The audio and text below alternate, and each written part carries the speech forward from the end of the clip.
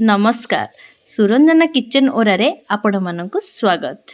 Chilli कोबी तो समस्त को खाइबा बहुत भल लगी थाए। से भात रे हो बा रुटी रे हो किंबा एमिति स्नैक्स रे हो समस्तଙ୍କର एटा फेवरेट। ताहले वीडियो को आपण माने प्रथम रु शेष जाई देखंतु।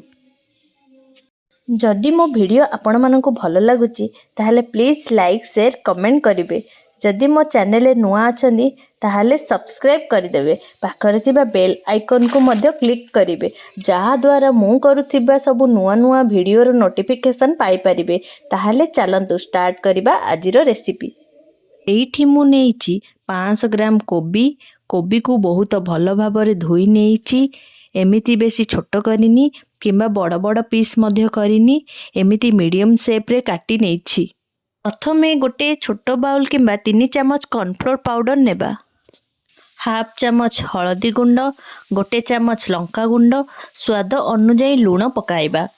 प्रथमे एमिति याकू सुखिला भाबरे मिक्स करि नेबा जहा फଳରେ कोबीर चारिपटे कॉर्नफ्लोर कोट हेई पारिबो।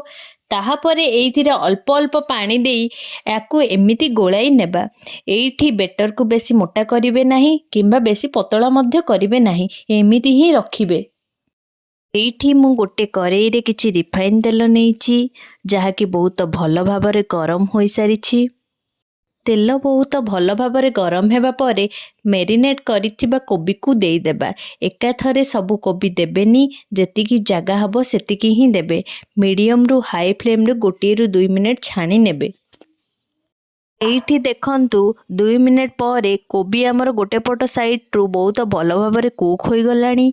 एबे आरपट साइड को उल्टाई नेबा एवं आरपट साइड को लो टू मीडियम फ्लेम रे छाणीबा, नहले कोबी हमर पोड़ी जिवो। आहुरी 1 मिनिट पर्यंत बहुत भल भाबर छाणीबे।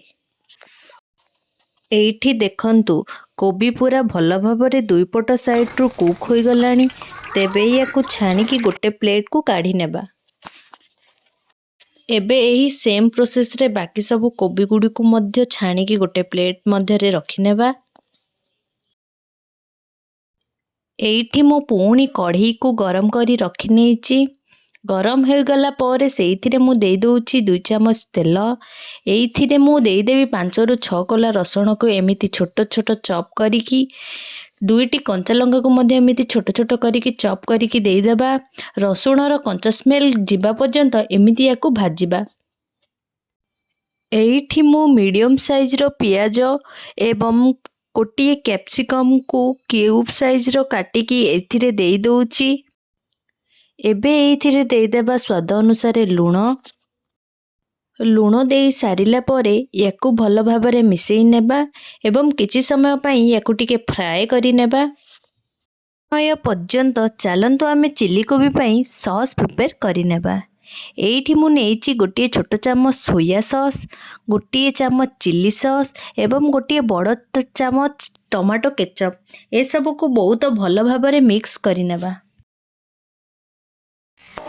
एइठी हमर पियाज एवं कैप्सिकम बहुत भल भाबरे भाजी होई गलानी।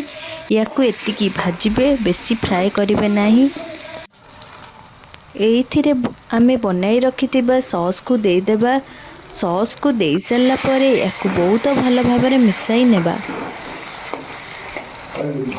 एवं याकू कवर करिकी फुटिबा पई छाडी नेबा। एइठी देखंतु आम पानी बहुत भल भाबरे फुटी आसिलेनी एवं एइथिरे कॉर्नफ्लोर पानी ऐड करिबा।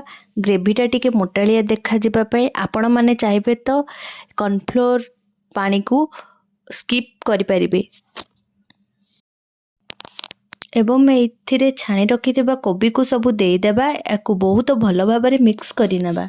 1 मिनिट परे आपण गैस फ्लेम को ऑफ करि नेबे।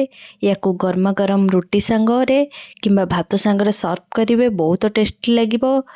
तो आशा करूची आजिर रेसिपीटी आपण मानक पसंद आसीथिबो। जदि पसंद आसीथिबो तेबे वीडियोटी को लाइक करिवे, आपणक फ्रेंड्स एवं फैमिली मेंबर मानक सहित शेयर करिवे को बिल्कुल भी भूलिबे नाही। आउ जदि मो चैनल नुआ ए पर्यंत सब्सक्राइब करना हंती ताहले मो चैनल को सब्सक्राइब करि दियंतु। कला परे पाखरे गोटे छोट बेल आइकन आसीबो ताकू प्रेस करिकी ऑल बटन क्लिक कर दियंतु जहा फଳରେ मोर प्रतिटी नुआ वीडियो नोटिफिकेशन आपण मानक पाखरे बहुत सहजरे पहुंची परिबो। आज पई रहिली पुणी देखा एक नुआ रेसिपी सहित आउ एक नुआ वीडियो रे।